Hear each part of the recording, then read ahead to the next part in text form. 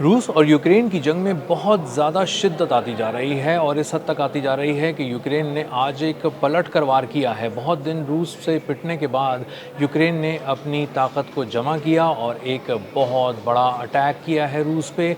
और रूस में इतना बड़ा अटैक डीप इनसाइड रशिया, जिसमें 10-20 ड्रोन कहीं तबाह हो जाएं जाकर तो बहुत बड़े पैमाने पर तबाही होती है। लेकिन 450 ड्रोन्स फायर किए गए यूक्रेन की जानिब से और वो अपने अहदाफ को उन्होंने निशाना बनाया। और तकरीबन 1200 किलोमीटर एक जगह पे और दूसरी जगह पे 2400 किलोमीटर डीप इनसाइड रशिया जाके उन्होंने मुख्तलिफ अहदाफ को निशाना बनाकर तबाह कर दिया, जिससे बहुत बड़े पैमाने पर तबाही फैली और बहुत सी अमवात हो गई। और रशिया इस वक्त बहुत ज़्यादा गुस्से में है और एक बहुत बड़े हमले की तैयारी कर रहा है। मेरा नाम अज़हर अली ख़ान है और आप देख रहे हैं आज की बात। यूक्रेन बहुत दिनों से पिट रहा था और इसलिए पिट रहा था कि उसके तमाम जो एयर डिफेंसेस थे वो बिल्कुल ख़त्म हो चुके थे। जो उसके इंटरसेप्टर्स थे, मिसाइल्स थे, वो ख़त्म हो चुके थे। किसी रूसी हमले को वो नाकाम बनाने की सलाहियत खो चुका था और उसके जितने बैलिस्टिक मिसाइल रूस की तरफ से फ़ायर किए जाते थे, वो बैलिस्टिक मिसाइल मुख्तलिफ़ जगहों पर गिरते थे, मुख्तलिफ़ अहदाफ़ को निशाना बनाकर तबाह कर देते थे और बहुत बड़े पैमाने पर तबाही फैलाई जाती थी। इंटरसेप्टर्स ना होने की वजह से यूक्रेन को बहुत ज़्यादा मुश्किलात का सामना था और तकरीबन 31 जुलाई के बाद से आज तक तकरीबन 12 दिन के करीब हो गए हैं, 2 हफ्ते हो गए हैं, किसी एक बैलिस्टिक मिसाइल अटैक को नहीं रोका जा सका जो रूस की जानिब से यूक्रेन के ख़िलाफ़ लॉन्च किया गया। इसीलिए वहाँ पर तबाही बहुत ज़्यादा फैल रही थी और बहुत ज़्यादा प्रेशर बढ़ता जा रहा था यूक्रेन की हुकूमत पर, उसकी फ़ौज की जानिब से भी और आवाम की जानिब से भी, कि रूस को एक बहुत तगड़ा और भरपूर जवाब दिया जाए। उसके बाद यूक्रेन की फ़ौज ने बहुत ही मेहनत से कुछ अहदाफ़ को चुना और उसके बाद एक ड्रोन अटैक प्लान किया गया। इंटेलिजेंस की मदद से कुछ अहदाफ़ की निशानदेही करने के बाद आज एक बहुत बड़ा ड्रोन अटैक किया गया, जिसमें तकरीबन 450 से ज़्यादा 456 ड्रोन्स फायर किए गए, लॉन्च किए गए रूस में।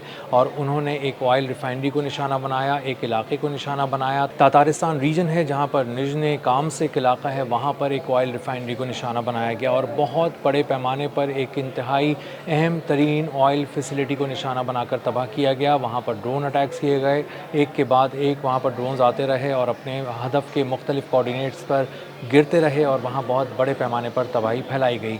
गो कि रूसी हुक्काम का ये दावा है कि उसने बहुत से ड्रोन्स को रोक लिया और उनको हदफ तक नहीं पहुँचने दिया और बेशतर ड्रोन्स को पहले ही तबाह कर दिया गया।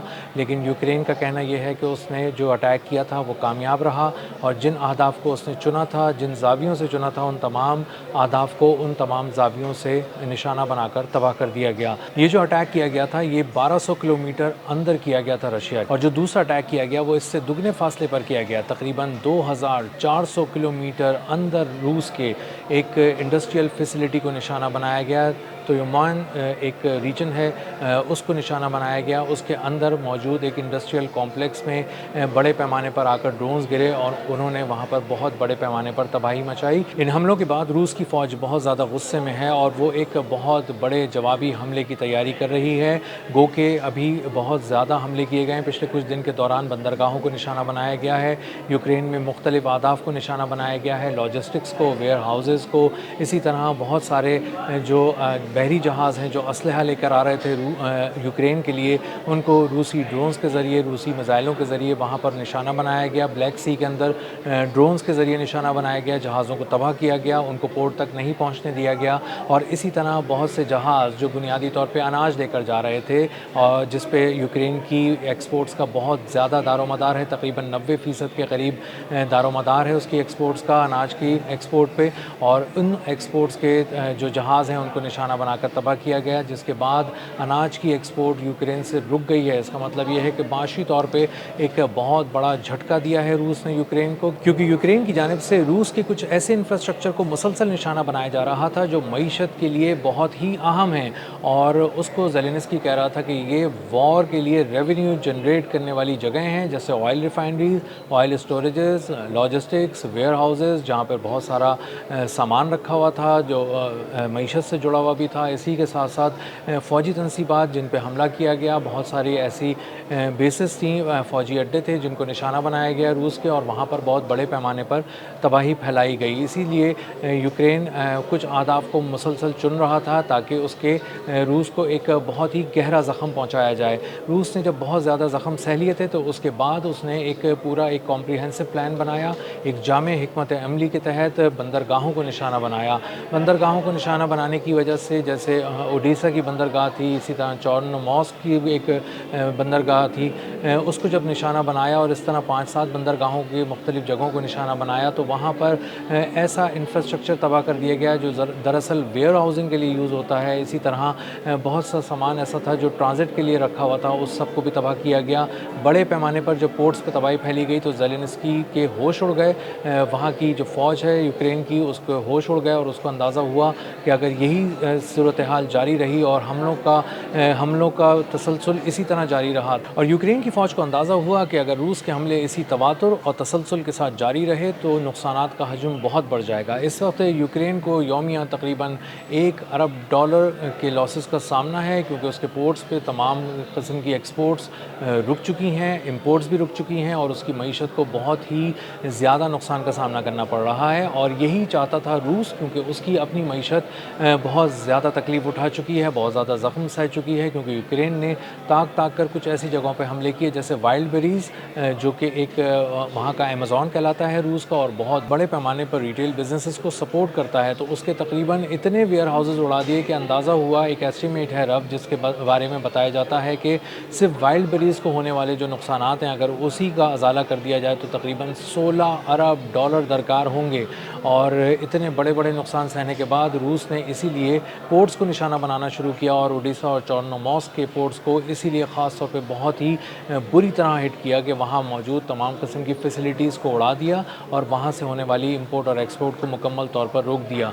इस वक्त जो ग्राउंड सूरत हाल है ग्राउंड फोर्सेस की, वो भी बहुत ज़्यादा तशवीशनाक है यूक्रेन के लिए, क्योंकि रूस की जो फ़ौज है, ज़मीनी फ़ौज, वो बहुत तेज़ी से एडवांस कर रही है। उसको नॉर्थ कोरिया की फ़ौज की सपोर्ट हासिल है, जो उसका मिसाइल यूनिट नॉर्थ कोरिया का पहुँच चुका था, वो इस वक्त बैलिस्टिक मिसाइल दाग रहा है, और तकरीबन 120 बैलिस्टिक मिसाइल शुमाली कोरिया से पहुँचाए गए हैं। जो ग्राउंड फोर्सेस इस वक्त ग्राउंड इन्वेजन के ज़रिए आगे बढ़ रही हैं और आहिस्ता आहिस्ता पेशकदमी कर रही हैं, वो बहुत ही सिस्टमेटिक तरीके से आगे बढ़ रही हैं, और तकरीबन 1.5 किलोमीटर का इलाका यूक्रेन का रोज़ाना रूस की फ़ौज अपने कब्ज़े में ले रही है, और उसके बाद अपनी पेशकदमी को रोक देती है, और उसके बाद अगले रोज़ एक बार फिर हमले शुरू किए जाते हैं, और फिर 1.5 किलोमीटर का इलाका अपने कब्ज़े में करके फिर पेशकदमी रोक दी जाती है। तो इस तरह रूस कई रोज़ से पेशकदमी कर रहा है, और मुख्तलिफ़ जगह पर और मुख्तलिफ़ मकामात पर अपनी पेशकदमी बहुत आगे तक बढ़ा चुका है, और इसीलिए ज़ेलेंस्की बहुत ज़्यादा परेशान है, यूरोप की तरफ देख रहा है, अमेरिका की तरफ देख रहा है कि कहीं से उसको इंटरसेप्टर्स मिल जाएँ, कुछ ऐसे मिसाइल मिल जाएँ, कुछ ऐसे बैलिस्टिक मिसाइल्स भी मिल जाएँ जिसके ज़रिए वो बहुत बड़े बड़े और दूर तक हमला करने की सलाहियत हासिल कर ले रूस के अंदर। लेकिन अभी तक अमेरिका ने भी हरी झंडी दिखा दी है, उसको साफ तौर पे बता दिया है कि हमें भी मिसाइलों की बहुत ज़्यादा ज़रूरत है, हमारे भी बहुत सारे मिसाइल जो हैं वो ख़त्म हो चुके हैं। इसी तरह जो यूरोप है वो भी तकरीबन 7 अरब यूरो जो मांगे थे ज़ेलेंस्की ने, वो अभी तक देने के लिए यूरोप तैयार नहीं है, और सिर्फ $1 अरब 40 करोड़ की यकीन दहानी करा रहा है।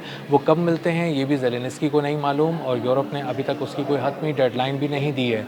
तो अब सूरत हाल बहुत ही सिंपल सी है। सबसे पहले ये कि ज़ेलेंस्की की फ़ौज को हमला करना है, अपने ड्रोन्स के ज़रिए हमला करना है, बैलिस्टिक मिसाइल्स उसके पास नहीं हैं। बड़े पैमाने पर होने वाले इन हमलों का जवाब बैलिस्टिक मिसाइल्स और ड्रोन की सूरत में बहुत बड़े पैमाने पर मुख्तलिफ़ शहरों में देने के साथ साथ रूस की जानिब से पोर्ट्स पर भी दिया जाएगा। और इस सूरत हाल से अंदाज़ा होता है कि आने वाले दिनों में रूस और यूक्रेन की जंग मज़ीद फैलने वाली है, एक नए लेवल पर जाने वाली है, इसका स्केल बहुत ज़्यादा बढ़ जाएगा।